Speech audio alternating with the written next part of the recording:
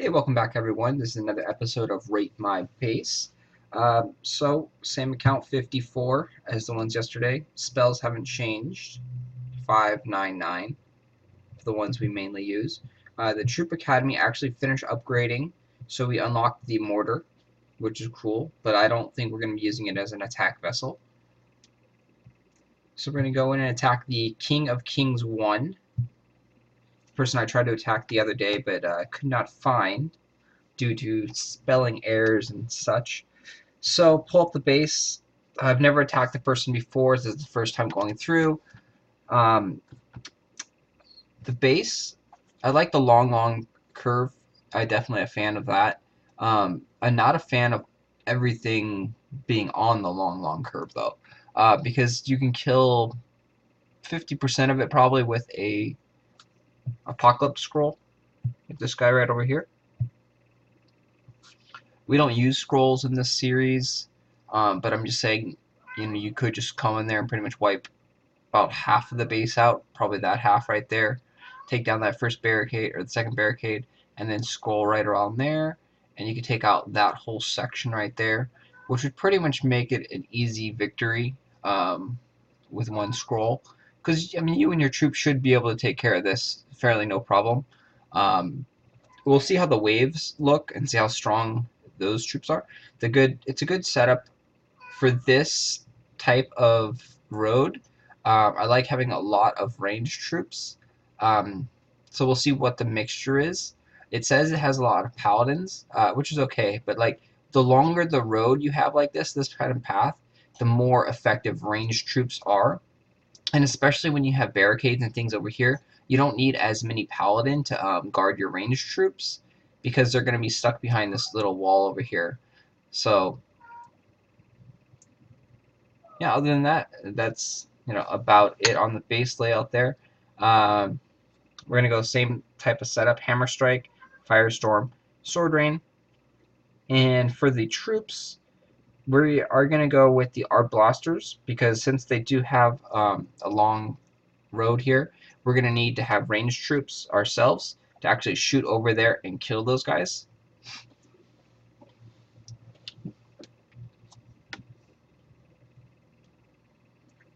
So here we go.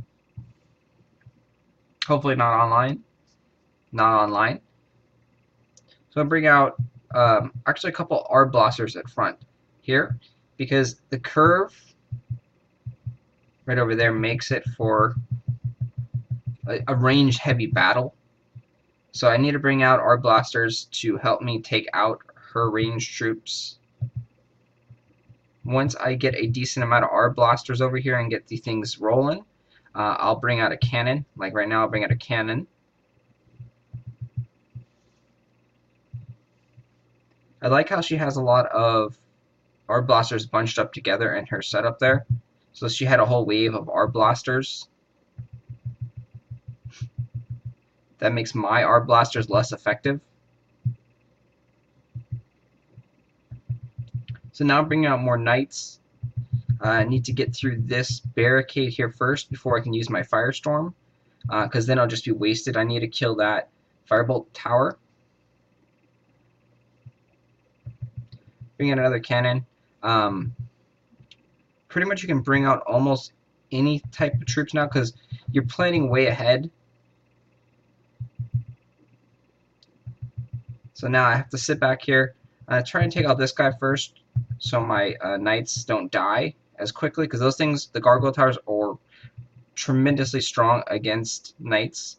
So I had to come up there and to kill the Firebolt tower. Gotta sit back and heal now because I am on fire, so I have to let that go away.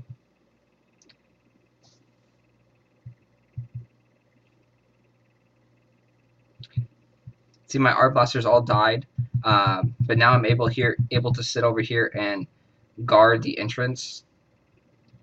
And so my whole objective is to kill the Pyromancer, because everything else won't be able to do damage to my other troops that are coming.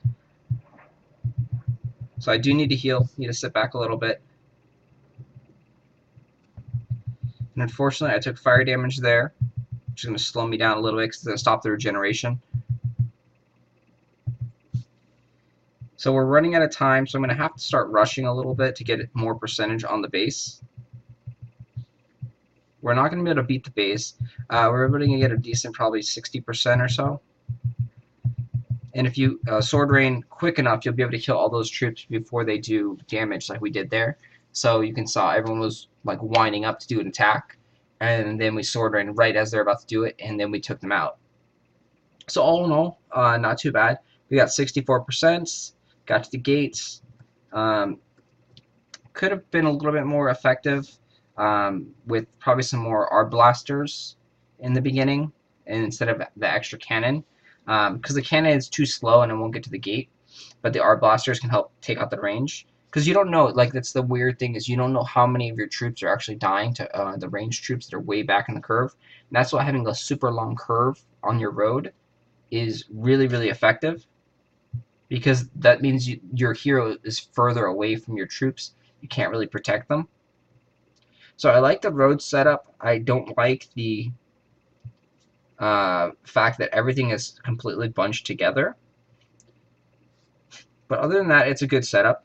Like I said, having a long road allows the troop build up over here so they can start pounding away on all your reinforcements that are coming up, walking over here. And your hero is stuck down here, so you can't run back and sword rain. So I definitely like having the long road. I guess the only downside to this is that it's so bunched up that it's so easy to scroll and get 100%.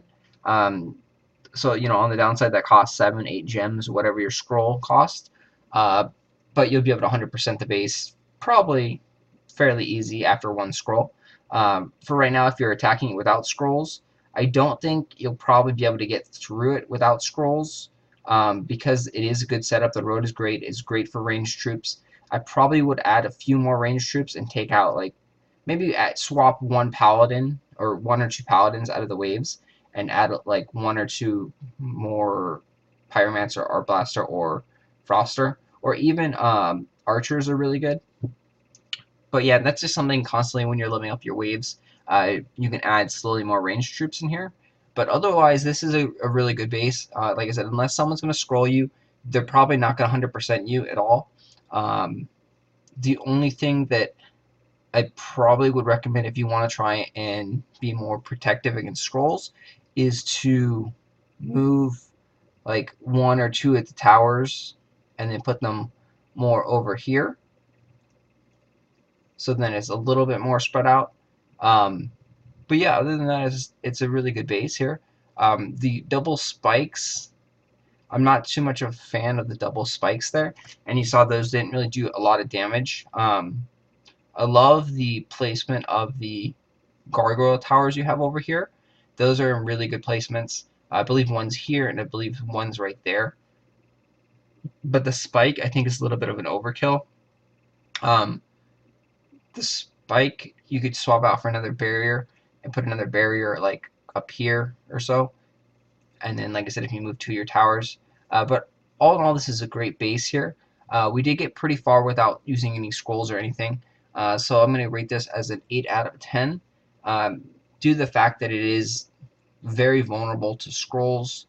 But like I said, otherwise, you're not going to have someone pretty much 100%ing you. This is a very solid base, and I definitely like it. So if you guys have any questions, comments, or want to get attacked, please write below down in the comment section your king name, and I'll try and get you as soon as possible. Thanks!